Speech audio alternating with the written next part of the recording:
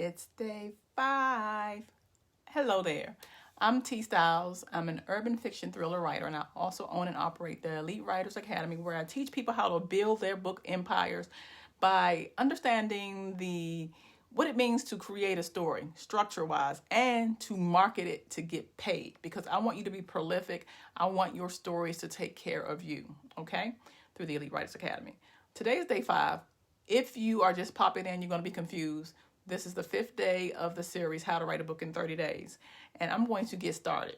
I always start with a quote. The quote says, "The most beautiful stories always start with wreckage." Jack London. So I want to talk to you about something. When I wrote the book Raunchy about Harmony Phillips, her grandmother was sexually abusing her. To make matters worse, her mother was like giving her alcohol. And although there was a method to my madness, it was not my job to necessarily explain what I was doing through my writing process. Like, I understood my purpose of doing that. I can share that with you now. The book is out for so many years.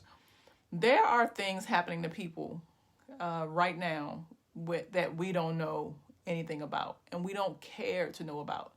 So the answer to all of our questions when some people hear these stories about sexual abuse is, that's their problem over there.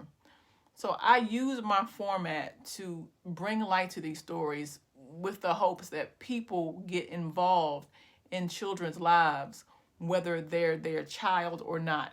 So you see something that's off, even if that's not your child, being brave enough to say something. Because had someone gotten away with Harmony Phillips while her grandmother was having her do horrible things to her orally and all kind of things, and her uncle and her mother making her drink, had someone done something to help this child, then she would not have been a product of putting that to her children, and in turn ruining their lives and unleashing them on the streets, which could be a problem to everybody that they meet. So that was my method. And I say that because being honest in storytelling doesn't necessarily mean to be explicit. If you're writing a graphic story about the human side, it can come across as sadistic and vile if you are doing it just to be doing it. Honesty means staying true to the characters, whether good or bad. When you look at the entertainment industry, you're going to see all kind of stories. And a lot of them are really deep, like the story with Precious. We knew what was going on before that. And I believe Raunchy was out before Precious.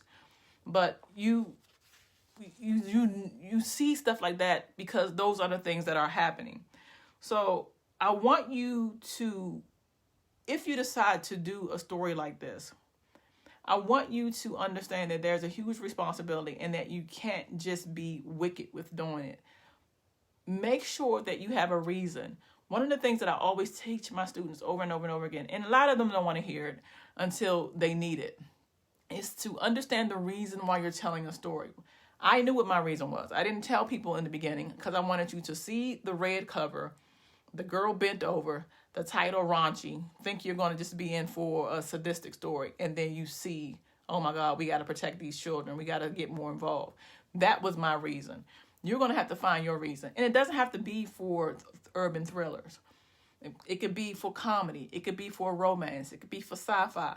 But have a reason, because when you have a reason, it will be a beacon of light to you when there are times and periods where you feel like you can't go on. And there will be times and periods where you feel like you can't go on, okay? So the creative exercise for today is, what is the most heartbreaking moment of your novel so far? And you can have that moment in comedy. And you want to have these moments. You know, even in comedy, there's going to be sad parts. Otherwise, when are we going to know to laugh? Romance, there are going to be sad parts. How are we going to know to cheer when they finally gets the girl or the guy?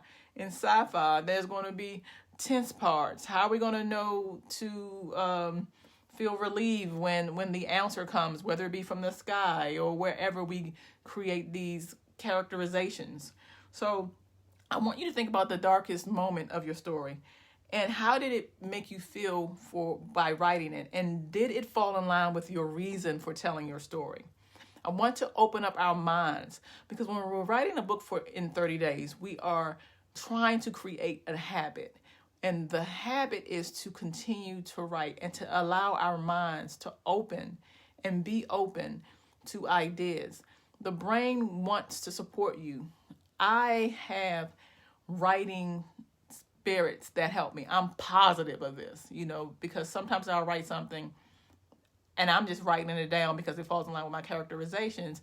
And months down the line, when I'm doing part 2 or 3, I'm able to use this and have this amazing twist because this option was available for me. So I want you to open up your minds and think about that on day 5.